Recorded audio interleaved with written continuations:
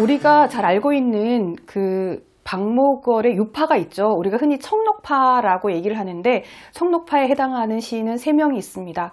박목월, 박두진, 조지훈이죠. 이들이 어떻게 청록파로 묶이게 됐냐 하면 1946년도 을류문화사에서 책을 묵자라는 제안을 받게 됩니다. 문장이라는 잡지에 이 3명의 시인이 함께 등단을 하게 되었는데 마침 보니까 이 3명이 자연을 다 함께 노래하고 있더라는 거죠.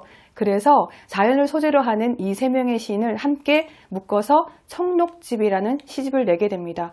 그 연유로 인해서 이들을 청록파라고 부르게 됐는데요. 이 청록파라는 유파의 이름이 어떤 점에서는 박목월을 행복하게 해줬지만 어떤 점에서는 박목월 시를 해석하는 데에 한계를 만들어내기도 했습니다. 왜냐하면 청록파라는 이름으로 말미암아 박목월의 시는 다 자연의 시구나 라고 사람들은 생각하게 됐거든요. 근데 박목월의 중기시, 후기시로 넘어가면 훨씬 다른 변모의 시를 보여주고 있는 것입니다. 그래서 오늘 중기시와 후기시에 대한 이야기도 나눠볼까 하는데요. 박목월의 초기시에 해당하는 시집은요. 청록집, 산도화가 초기시에 해당하는 시집입니다. 중기시에 해당하는 시집은 청담, 난기타, 그 다음에 경상도의 가랑잎 이런 시집에 해당하고요. 후기에 해당하는 시집은 사락질, 무순 이런 시집이 후기시에 해당하는데요. 39년도에 문장지를 통해서 등단을 했잖아요. 그런데 39년도에 등단한 문장이라는 잡지가 1941년도에 폐간이 됩니다. 일본에 의해서. 그래서 굉장히 많은 문인들이 절망하고 흩어지게 되는데요. 그 이후에 박목월도 시를 쓰지 않겠다라고 생각하게 되는데요. 41년도 12월에 조지훈이 문장 폐간과 함께 상심해 있다가 절에 들어갔다가 경성으로 다시 돌아옵니다. 돌아와서 가만히 생각하니까 지금 이렇게 험악한 시절에 문인들은 과연 어떻게 살고 있나 굉장히 궁금했어요. 특히 박목월이 궁금했어요. 왜? 정주용이 데뷔를 시키면서 북쪽에는 소월이 있고 남쪽에는 모골이 있다 이런 표현을 했거든요. 도대체 모골이라는 시인이 어떤 시인이기에 남쪽에는 모골이 있다는 말을 했을까 굉장히 궁금한 거예요. 그리고 조지훈도 경주가 어떻게 생긴 곳인지 구경 가고 싶었어요. 그래서 조지훈은 박목월에게 편지를 씁니다. 내가 이렇고 이래서 자네를 만나보러 가고 싶으니 만나러 가도 괜찮겠느냐 라고 묻게 되죠. 그때 박목월은 개성학교를 졸업하고 경주에 있는 동부금융조합의 서기로 일을 하고 있었습니다. 박목월이 편지를 보내죠. 얼마든지 내려와도 좋다고 님을 기다리는 마음으로 기다리겠다 라는 아주 시적인 편지를 보내죠. 그래서 조지훈이 이제 기차를 타고 경주 근처에 있는 건천역이라는 곳으로 이제 기차가 멈추게 되는데 그 역에서 내립니다. 박목월은 그때 한지에다가 박목월이라고 커다랗게 써서 조지훈을 기다리고 있었죠. 그러니까 기차에서 헐친한 키에 양복을 입은 잘생긴 신사가 내리더라는 거죠. 한눈에 그가 조지훈이라는 것을 알았죠. 두 사람은 바로 껴안았습니다. 그리고 다정하게 서로 이야기를 나눴는데요. 그 이야기가 끝나질 않아서 경주역 안에서 밤을 새면서까지 계속 이야기를 했다고 합니다. 문학과 역사에 대한 이야기. 그들은 바로 피 끓는 청춘이었거든요. 그때 모골의 나이는 26, 조지훈의 나이는 22이었습니다. 그렇게 해서 그들은 문학의 동지로서, 친구로서 함께 이야기를 나누고 열흘 동안 머물다가 조지훈은 경성으로 올라갑니다. 모골에 대한 그리움을 갖고 있었던 조지훈은 그때 모골에게 편지를 쓰죠. 완화삼이라는 시입니다. 부제가 모골에게라는 그런 부제가 붙어있는 시죠. 완화삼 조지훈 차운산 바위 우에 하늘은 멀어 산새가 구슬피 울음 운다. 구름 흘러가는 물길은 700리 나그네 긴 솜에 꽃잎에 젖어 술 익는 강마을의 저녁 노을이여 이 밤 자면 저 마을에 꽃은 지리라. 다정하고 한 마음도 병인 양하여 달빛 아래 고요히 흔들리며 가노니. 그랬더니 박목월이 그 시를 받고 답시를 쓰죠. 그게 바로 우리가 조금 전에 읽었던 나그네라는 시입니다. 자, 이렇게 해서 피 끓는 청춘들의 문학의 동지였던 조지훈과 박목월은 서로의 문학적인 열정을 나누면서 그들의 울분을 삭히면서 일제 말기를 보내게 됩니다. 그리고 해방이 오죠. 자, 해방이 와서 박목월에게도 제안이 들어오게 되는데요. 그가 나온 대구 개성학교에서 교사로 오라는 부름을 받게 되고 49년도에는 이화 여고에서 교사로 오라는 부름을 받게 됩니다. 그래서 49년도에 서울로 이사를 가게 되죠. 그리고 1950년도 6월에는 박두진과 함께 시문학이라는 잡지를 만들게 됩니다. 그런데 1950년도 6월에 무슨 일이 생기나요? 바로 한국전쟁이 벌어지죠. 그래서 시문학은 창간호가 바로 종간호가 되고 맙니다.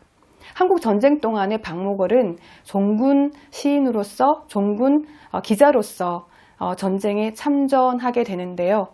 전쟁이 끝나고 나서 박목월은 이제까지 자신의 인생에서 놀라운 어떤 여러 가지 체험으로 인해서 그의 인식에 큰 변화가 생겨나게 됩니다. 이제까지 자연의 심한을 노래하던 박목월은 그 끔찍한 현실을 보고 말았던 거죠. 한국 전쟁이라는 것이 얼마나 인간에게 끔찍한 체험이었겠습니까? 뿐만 아니라 박목월은 개인적으로도 굉장히 슬픈 두 가지의 불행을 당하게 되는데요. 1956년도에 60대였던 그의 아버지가 돌아가시게 되고요. 3개월 뒤에 그의 동생이 폐결핵으로 죽게 됩니다. 자신의 동생이 죽은 이 사건은 목월에게 정말 굉장히 큰 영향을 주게 되죠. 과연 죽음이란 무엇인가에 대한 굉장히 철학적이고 근본적인 어떤 질문을 던지게 하는 이유가 되었습니다. 그래서 그의 동생이 죽은 거에 대한 시를 쓰게 되는데요. 그 시가 그 유명한 하관이라는 시입니다.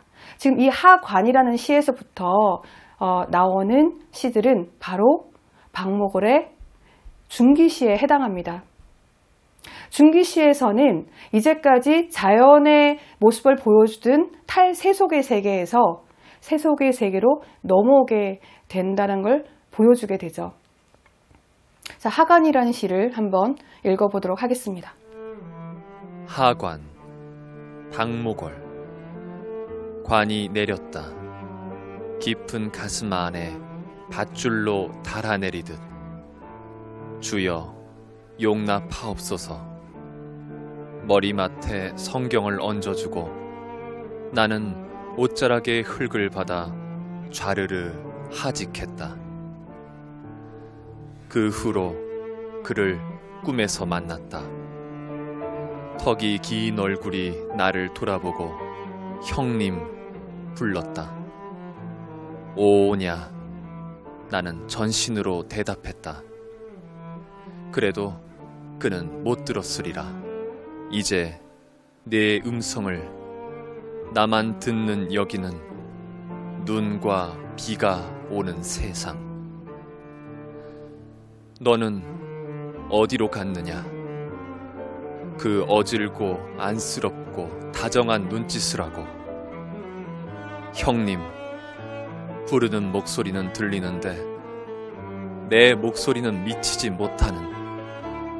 다만 여기는 열매가 떨어지면 툭 하는 소리가 들리는 세상. 이 시 굉장히 흥미로운 시죠. 우리가 사람이 죽으면 일단 장례를 치를 때 땅을 팝니다. 땅을 파고 관을 내리죠. 밧줄에 메어서 말이죠. 여기서 이승과 저승의 거리를 시인은 어떤 시적인 구체화를 만들어 가는데요. 밧줄이라는 감각으로 만들어냅니다. 그 밧줄의 거리가 이승과 저승의 거리라는 거죠. 뿐만 아니라 이승과 저승의 거리를 계속해서 얘기를 하고 있는데 열매가 떨어지면 툭 하는 소리가 나는 세상은 이승인데 저승은 소리가 나지 않습니다. 또 눈비가 오는 세상은 이승인데 저승은 눈비가 오지 않습니다. 형님 하고 부르는 소리는 들리는데 오냐? 라고 대답하는 시인의 목소리는 들리지 않을 거라고 시인은 생각합니다. 바로 이것이 이승과 저승의 거리인 것이죠. 시인은 이런 어떤 그 죽음의 현장을 굉장히 사실적인 어떤 묘사로서 우리 독자들에게 보여주고 있습니다. 마치 독자가 지금 학원하고 있는 그 장소에 있는 것과 같은 그런 느낌을 주게 되는데요. 자, 이 시기에 박목월은요, 그야말로 생활인으로서 어떤 정서에 젖어 있게 됩니다. 제가 조금 전에 초기시에서 이제 중기시로 넘어오는 과정이 결국 탈세속의 세계에서 세속의 세계로 넘어오는 과정이었다라고 설명을 드렸잖아요. 바로 여기서 학원의 시를 읽었는데 그 다음에는 가족에 대한 이야기를 시로 쓰게 됩니다. 자, 그것이 가정이라는 시인데 한번 읽어보도록 하겠습니다. 가정, 박목월. 아랫목에 모인 9마리의 강아지야, 강아지 같은 것들아. 굴욕과 굶주림과 추운 길을 걸어 내가 왔다. 아버지가 왔다. 아니, 19문 반의 신발이 왔다. 아니, 지상에는 아버지라는 어설픈 것이 존재한다. 미소하는 내 얼굴을 보아라. 여러분, 아버지란 어떤 존재일까요? 아버지는 얼마나 남루한 존재일까요? 밖에서 나가서 가족을 위해서 돈을 벌어야 되는데 얼마나 무시와 천대를 참아내야만 할까요? 그래서 이 시에서는 뭐라고 표현하냐면 추위와 굶주림과 굴욕을 넘어서 내가 왔다 라고 시인은 노래하고 있어요. 정말 먹먹해지는 그런 시가 아닙니까? 여기서 아버지의 수고스러운 노동이 우리 눈앞에 금방 느껴지죠. 아버지가 수고스러운 노동을 끝내고 집에 딱 들어왔더니 아랫목에 9마리의 강아지 같은 것들이 혹은 9마리의 강아지가 아랫목에 누워서 잠을 자고 있는 거예요. 얼마나 그 모습을 보고 있는 아버지의 시선은 어떤 연민, 슬픔 같은 것이 고이겠죠. 그렇지만 동시에 가족에 대한 따뜻한 사랑이 가슴 속에서 우러나겠죠. 모더니즘에서는 아버지를 부정하는 아들, 그것이 바로 모더니즘이거든요. 옛것을 거부하는 새것, 그것이 바로 모더니즘이거든요. 그런데 이렇게 가정에 대해서 따뜻함을 드러내는 시는 흔치 않습니다. 박목월의 가정이라는 시가 바로 이런 가정의 따뜻함을 드러내는 것인데 여기서 박목월의 시 중에서 밖의 세상은 어떠냐 하면 얼음으로 벽을 짜 올린 세상이라고 표현하고 있습니다.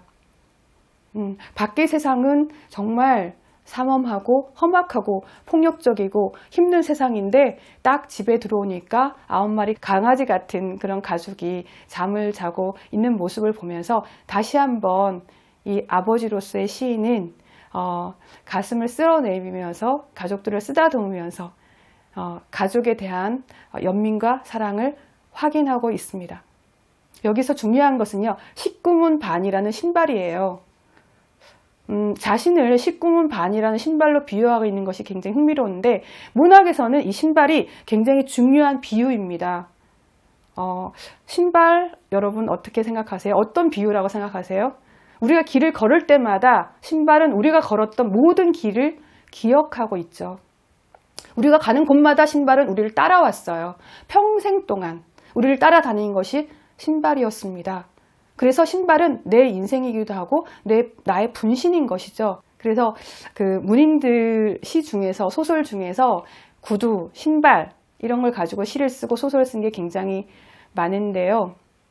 19문 반이라는 자신의 신발의 치수를 얘기를 하면서 자신을 어떤 신발과 일체화를 시켜 나가고 있습니다. 굉장히 박목월의 재치 있는 비유가 아닌가라는 생각이 듭니다. 자, 다음 시를 한번 읽어보도록 하는데요. 당인리 근처 박목월.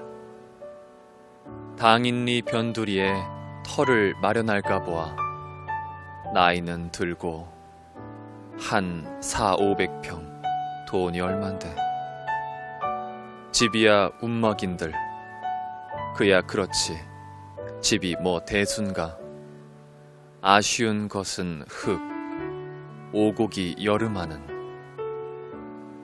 당인리 변두리에 터를 마련할까 보아 괜한 소리 자식들은 어떡하고 내가 먹여 살리는 참 그렇군 한쪽 날개는 죽지채 부러지고 가련한 꿈 그래도 4,500평 땅을 가지고 돈이 얼만데 수수 보리 푸성귀 어림없는 꿈을 지친 삶 피로한 인생 두 발은 희끗한 눈이 덮이는데 자, 이 시 어떠세요? 이 시에 두 명의 화자가 등장을 하고 있죠. 괄호 바깥에 있는 화자가 있고 괄호 안에 있는 화자가 있습니다.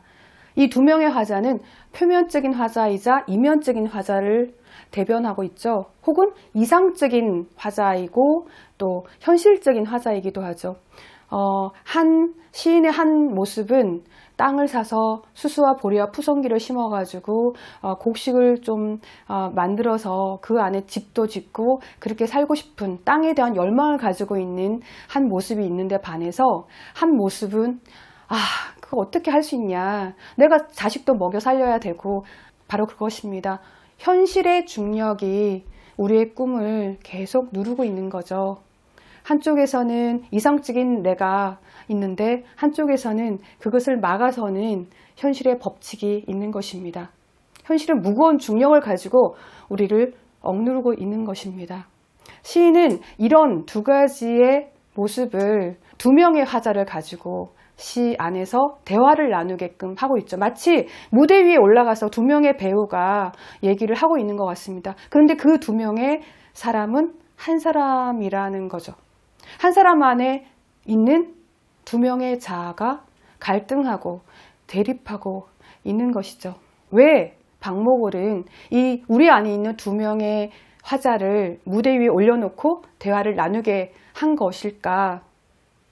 두 명의 화자가 바로 내 안에 있기 때문에, 함께 있기 때문에 그렇게 한 것이고, 두 명의 화자가 이야기하게 함으로써 어떤 극적인 화해를 만들어 가려고 했던 것은 아닌가라는 생각이 듭니다. 지금 이 당인리 변두리 이 시도요, 바로 박목월의 중기시에 해당하는 것으로서 어떤 현실에 대한 인식, 그리고 생활인으로서의 시인의 모습을 보여주는 그런 시에 해당한다고 할 수가 있습니다. 자, 다음